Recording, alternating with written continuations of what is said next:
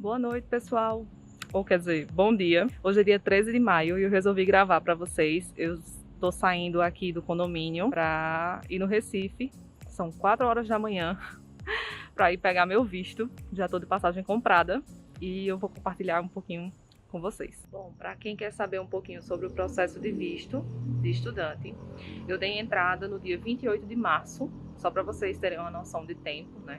Dia 28 de março de 2022 e agendei para o consulado do Recife no dia 7 de abril. Então eu fui lá, né, entregar os documentos e enfim. E então do dia 7 de abril eu recebi ontem, dia 12 de maio, o comunicado que o visto tinha sido autorizado.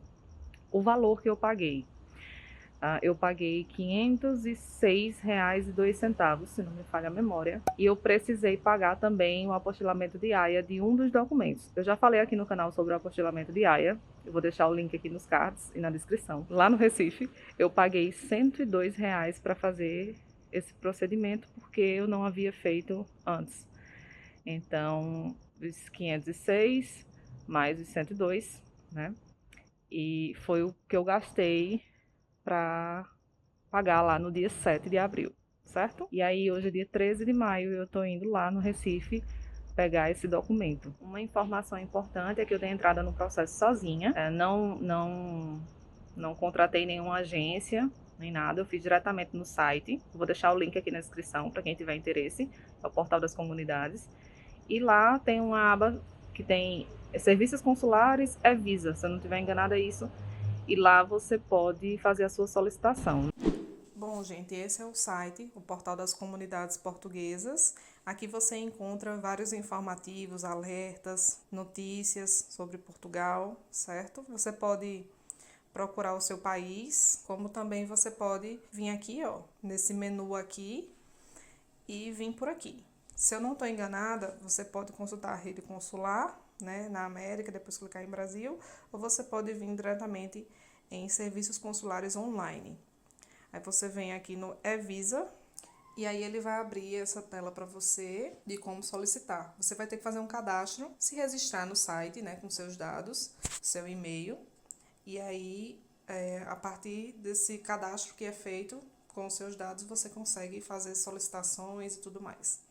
Então é bem simples e tranquilo. E aí é com esse formulário que você dá entrada no consulado. Bom, é isso, eu fiz sozinha, não contratei nenhuma empresa e é simples, não é nada difícil de fazer não. Você pode escolher, se eu não me engano, se é português ou inglês. E, enfim, é tranquilo de fazer. Hoje é dia 7 de setembro de 2022 e eu estou aqui no ônibus, chegando em Lisboa, para o agendamento do CEF. Não fui eu que escolhi a data, foram eles mesmos que marcaram, né, no meu visto de estudante. Veio um link e entrando nesse link você fazia o agendamento. E aí eles marcaram aqui em Odivelas, próximo a Lisboa. E eu vou comparecer lá com a documentação para poder, né, receber o título de residente. Não sei ainda quanto tempo, né, que eles vão dar residência. O meu processo, para quem quer saber, foi através do artigo 91, né, que é visto de estudante para ensino superior. No meu caso é doutorado, né, no Brasil, e aqui eles chamam de doutoramento. E é isso. E aí eu vou mostrar para vocês o processo. Bom, pessoal, cheguei aqui na estação e agora eu vou me dirigir, né? Tava comendo por aqui, terminei de comer agora e vou me dirigir para o posto, acho que é, não sei se é Portal do Cidadão, acho que é esse o nome, vou colocar aqui na tela para vocês, aqui de Odivelas, que foi onde marcaram para mim, né? Então estou indo lá e aí depois eu falo mais com vocês sobre os documentos e o processo. Bom, pessoal, o intuito desse vídeo é compartilhar um pouco com vocês como foi o meu processo de tirar o visto de estudante. Para quem não sabe, eu sou estudante de doutorado, ou doutoramento, como eles chamam em Portugal. Por causa disso, eu teria direito de tirar o visto de estudante de ensino superior. Existem vários outros tipos de visto. Eu vou deixar aqui o link na descrição do site para vocês clicarem lá e tirar todas as dúvidas de vocês. Tem vários tipos de visto, enfim.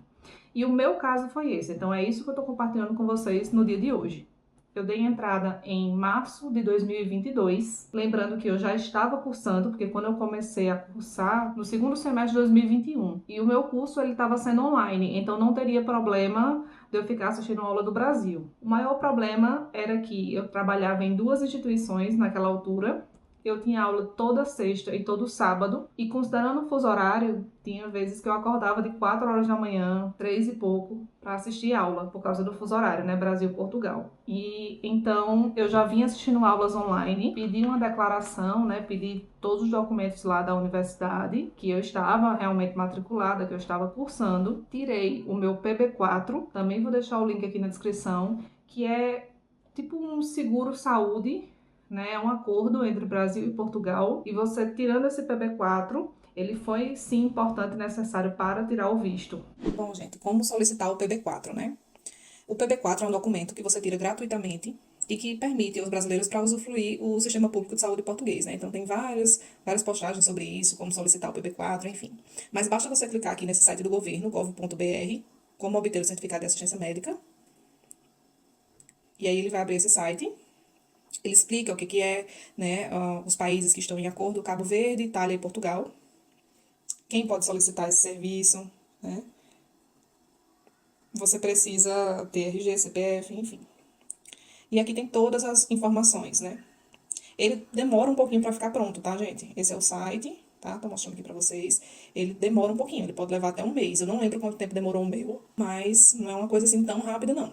Você clica em iniciar, coloca os seus dados e segue o passo a passo aqui do próprio site do governo, tá? Você coloca seu CPF e tudo mais e vai seguindo. E aí você só imprime depois, né? Vem 2 folhinhas, você só imprime e tudo certo. O que você vai precisar? RG, CPF, comprovante de residência. Eu vou colocar aqui do lado e também na descrição desse vídeo os documentos que foram necessários para solicitar esse tipo de visto que eu solicitei. Então, eu dei entrada online em março de 2022 e foi agendada uma ida para o consulado do Recife em abril. Em abril, eu fui lá com todos esses documentos em mãos e paguei a taxa, né, dos 500 e pouco que eu falei, fora o documento que eu tive que fazer, o apostilamento, que eu acabei tendo que fazer lá no Recife mesmo e acabou me saindo um pouco mais caro. Então, nesse dia, eu gastei este valor aqui. Dito isso, fui lá, apresentei, né, os documentos. Uma informação importante: muitos dos lugares que falam sobre visto de estudante fala sobre você precisar comprovar a sua renda, né? Comprovar que você tem dinheiro para se manter e tal. No meu caso, eu sou bolsista da universidade, então eu pedi também para a coordenadora do programa uma declaração dizendo que eu tinha sido aprovada com bolsa, mas de toda forma, meu pai, ele foi a pessoa responsável pelo sponsor, né? Tipo, a pessoa responsável por mim financeiramente. Então, eu levei toda a documentação do meu pai, a declaração de imposto de renda, os 3 últimos contra-cheques. Eu levei tudo isso porque, né? Vai que é melhor ter a garantia, né, e tá com a documentação do que não estar. Nesse dia, em setembro, foi dada a entrada e aí eu saí de lá, só deixei o passaporte, meu passaporte ficou lá. E uma coisa engraçada, não sei se tão engraçada para contar, foi que eu já estava aprovada para participar do evento na Suécia. Eu tinha data para ir para a Suécia e eu deveria sair de Portugal. A gente não precisa de visto de turismo até o determinado momento que eu estou gravando esse vídeo. A gente não precisa, a gente entra e sai da Europa e pode ficar por até 3 meses aqui, né? Se o meu passaporte estava no consulado do Recife, eu não poderia viajar sem ele, né? Enquanto o meu visto não saísse. E também não fazia sentido nenhum eu sair para Portugal, para ir para a Suécia, para depois eu voltar para o Brasil para pegar o meu visto. Não fazia sentido nenhum. Então eu tava torcendo que o meu visto saísse rápido. Eu perguntei lá no dia para o funcionário e ele falou assim: olha, sua documentação tá toda ok, tá tudo certinho. O CEF, né, que é o Serviço de Estrangeiros em Fronteiras, que é o órgão responsável por dar os vistos, por dar os títulos de residência e tudo mais, tá um pouco congestionado, né, não só com brasileiros indo para Portugal, mas pessoas de outras nacionalidades, com tudo que está acontecendo nos países vizinhos aqui na Europa, vocês sabem muito bem. Então, o CEF está um pouco atarefado, mas se a sua documentação está tudo ok, muito provavelmente você vai receber rápido o seu visto. E aí eu perguntei quanto tempo. Eles, olha, eu não tenho como lhe dar uma definição, mas eu acredito que como tá tudo certinho, dentro de 2 semanas tá tudo ok. Então, como eu dei entrada no começo de abril, eu imaginava que no máximo final de abril eu estaria com o meu visto em mãos, né? E aí começou a loucura, porque eu tinha data para ir para Suécia, eu tinha que estar lá no final de maio já, acho que era dia 21 de maio, que eu tinha que estar lá, e assim, eu tinha que comprar uma passagem para Portugal antes e, olha, cruzei os dedos e vamos lá. Esse visto demorou mais de um mês para sair. Eu recebi o e-mail dia 12 de maio, já corri no dia 13 porque eu já estava de passagem comprada. Gente, eu aconselho fazer isso? Não. Fui, peguei meu passaporte na sexta e eu viajei, se eu não estou enganada, na terça à noite. Então foi assim, né? Tudo de repente. Quando eu cheguei para buscar o meu passaporte, eu vou mostrar para vocês. Vou mostrar o que eu consigo mostrar, né? Eu vou mostrar para vocês mais ou menos como eu recebi, né? Então, eu recebi assim. Se vocês observarem, aqui no campo de observações tem um link. Esse link, quando você digita ele, acessa ele, ele dá acesso ao agendamento do CEF, né? Então, eu sabia que esse visto aqui que me foi dado, ele valia por 4 meses. E ele dava direito a 2 entradas no país. Então, se eu saísse do país saísse da União Europeia, na verdade, né?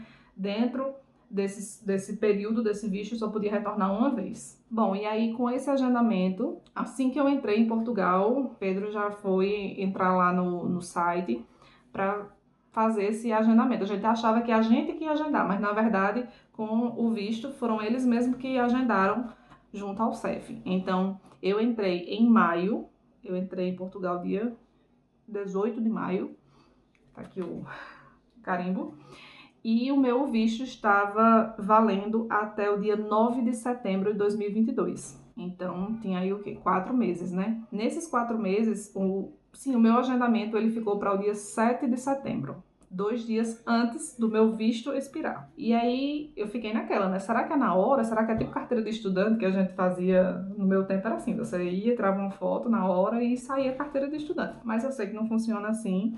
E aí eu fiquei, gente, mas aí meu visto vai expirar, como é que fica a minha situação?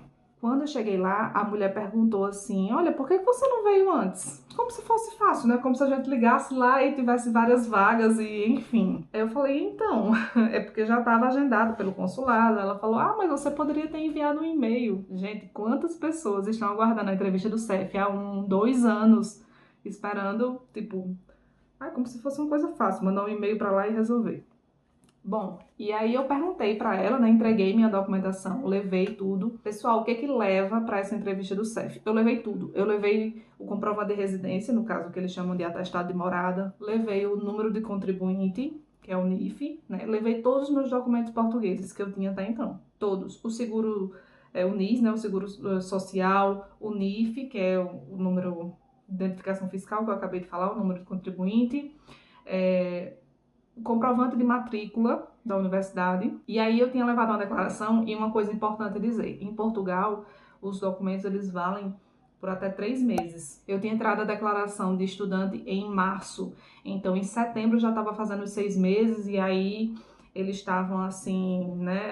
Não sei se pode aceitar e tal. Aí a mulher perguntou, então, Renata, você tá aqui desde maio e ainda não conseguiu se matricular? Aí eu falei, não, tô matriculada sim. E aí eu tinha feito uma matrícula do outro semestre no dia anterior a essa entrevista do CEF. E aí eu falei, olha, eu tenho um comprovante de matrícula, mas como eu tinha feito no dia anterior, eu não pensei nem em imprimir. Aí, porque eu já estava com a declaração da coordenação, já estava com a declaração de aluno, tudo, então eu não pensei que eles iam me pedir mais nada. Aí a mulher disse, olha, imprime o seu comprovativo de matrícula também. Então fica aí a dica para vocês, imprima tudo, tudo, tudo, tudo. Algumas agências do CEF, no meu caso foi em Odivelas, né?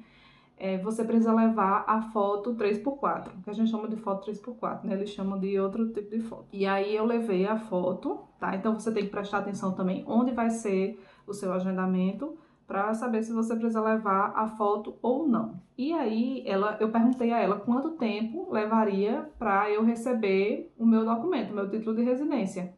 E aí ela falou, olha, se você tiver sorte, em 2 semanas chega na sua casa. Essa foi a frase dela, se você tiver sorte. E eu falei, então, ela me deu um papel, né, um recibo, e nesse recibo tem um número de um título temporário. Ela ainda falou assim, olha, eu não sei se esse vai ser o número definitivo do seu título mesmo. Então, assim, né, pode ser que eu tô lhe dando esse, mas pode ser que chegue outro número. E também, naquela altura, o sistema estava mudando. Então, eles dão primeiro um título de residência por 1 ano e depois ele é válido por 2, enfim, você tem que estar renovando. E aí ela falou, eu também não sei se o seu já vai sair com 1 ano ou com 2 anos, né? Com essa mudança, não sei como é que vai sair. E eu fiquei cá comigo, né? Eu disse, se a senhora não sabe, eu sei menos ainda. Mas, enfim, entreguei toda a documentação, recebi esse papel e aí eu falei, olha, eu preciso estar me locomovendo aqui dentro da Europa. E ela falou, bom, você mostra esse papel aqui. Eu fiz, só tem esse papel aqui, carimbado e assinado em português. Então, se eu precisar sair de Portugal, no caso eu tava vindo pra Alemanha e tudo mais, como é que fica? Aí ela, então, tipo, nada me proibia de sair de Portugal enquanto isso. Mas também ela não estava me dando nenhum documento em inglês ou em nada que, né, que substituísse o cartão, digamos assim. Eu só tinha um recibo. Inclusive, preparem-se, porque eu obtive a informação que quando a gente paga lá pelos serviços consulares, a gente paga tudo, inclusive o cartão. Aí eu não sabia, na verdade eu não sei até hoje se os 500 e pouco que eu paguei estava incluso só os serviços consulares ou se estava incluso o cartão, enfim, eu não fui atrás disso, mas quando eu cheguei lá no CEF, me cobraram o valor do cartão. Então, para eu compartilhar aqui com vocês, né, o valor foi 50,63 €. Né, ela me deu o recibo também, né, saiu como venda de impressos e títulos de residência. Então, esse foi o valor do cartão que eu paguei lá no dia. E aí ficou nessa, né, eu fui lá dia 7 de setembro de 2022. Se eu tivesse sorte, 2 semanas. Se eu não tivesse, bom, não tive. Não tive sorte e isso me levou 5 meses. Eu recebi o cartão dia 1º de fevereiro de 2023 e ele tem data para... A data de validade dele é para setembro, na verdade para outubro. Então, dizem que agora o sistema está online, né? Quando a gente entra no portal do CEF, coloca os seus dados, coloca o número do seu título. Realmente o número do título mudou desse papelzinho aqui para o oficial, né? É outro número. Quase 1 ano, né? Eu dei entrada no processo em março de 2022 e recebi o cartão em fevereiro de 2023. É muito tempo, minha gente. Mas eu ainda sei que tem gente esperando muito mais tempo do que isso. Eu não fiz manifestação de interesse, porque no meu caso, por ir com visto, eu não precisava manifestar interesse, porque, né? E então eu vou ter que renovar já o cartão agora de setembro para outubro. Eu não sei como é que faz ainda. Eu sei que no portal do CEF a gente consegue fazer e já me disseram que dá para fazer online essa renovação. Eu posso voltar aqui para falar com vocês como foi esse processo, né, dessa renovação desse cartão de residência. E lembrando que se você permanecer por até 5 anos regular, legalmente no país, você pode posteriormente dar entrada no seu pedido de cidadania, tá? Então, é isso. Mas eu espero que você tenha gostado. Não esqueça de dar o seu gostei aqui embaixo, né? Deixa aqui um comentário para mim, o que você achou, como foi o seu processo, se você ainda vai dar entrada no seu processo, né? Compartilha esse vídeo com alguém que esteja na dúvida de como fazer, de como não fazer. Já tem um vídeo aqui no canal que eu conversei com algumas pessoas que moram em Portugal há mais de ano, que estão numa situação diferente da minha, porque fizeram manifestação de interesse para se tornarem residentes, eles foram como turista, né? E eu vou deixar linkado aqui nos cards para vocês verem, são experiências completamente diferentes, tá? E, bom, é isso. Com esse documento aqui, é importante dizer, com esse número do título eu consegui me cadastrar para ter o médico de família, né? Eu tinha o número de utente, que é um número temporário, só que quando você se torna residente, o seu número de utente ele passa a ser definitivo. Então, para você atribuir no médico de família, e aí você, né, tudo que você precisa do serviço de saúde, tudo ok. Eu não precisei mais do PB4, porque como eu já tenho o número de utente, enfim. Mas, lembra do PB4? Ele é importante, ele tem a validade de 1 ano, se eu não estou enganada. E aí você pode renovar ele, se for necessário, e caso não precise, você já está com seu número de utente, você pode usar o seu número de utente normalmente no serviço de saúde. Isso é importante para quê? Por exemplo, minha próxima saga agora é a troca da carteira de motorista. Inclusive, se você não nos segue no Instagram, eu vou deixar aqui, ó, passando para vocês irem lá, acompanhar a gente por lá quase em tempo real. A minha saga de tentar trocar a carteira de motorista brasileira pela carteira portuguesa. Você pode estar se perguntando, né, se é necessário trocar, e para você dirigir dentro de Portugal não é mais necessário fazer essa troca, mas no meu caso, que viajo muito, estou entre a Alemanha e Portugal, enfim, eu gostaria sim de trocar minha carteira. Então, né, muita gente, eu sei que vai vir uma chuva de comentários aqui, não precisa, mas no meu caso eu quero e preciso, até porque eu tenho um carro na Alemanha e eu preciso dirigir, né, gente? Graças ao número de utente, eu consegui ir ao médico de família, consegui estar no Sistema Nacional de Saúde, né, para poder passar por um médico e ele me dá um atestado médico que eu estou apta a dirigir em Portugal. É como se fosse um exame de renovação de carteira de motorista no Brasil, tranquilo, só o exame de vista, bem tranquilo mesmo. Eu posso fazer um vídeo separado sobre isso, se vocês quiserem, tá bom? Eu espero que vocês tenham gostado. Não esqueça de se inscrever no canal se você ainda não for inscrito. Um grande beijo e até a próxima.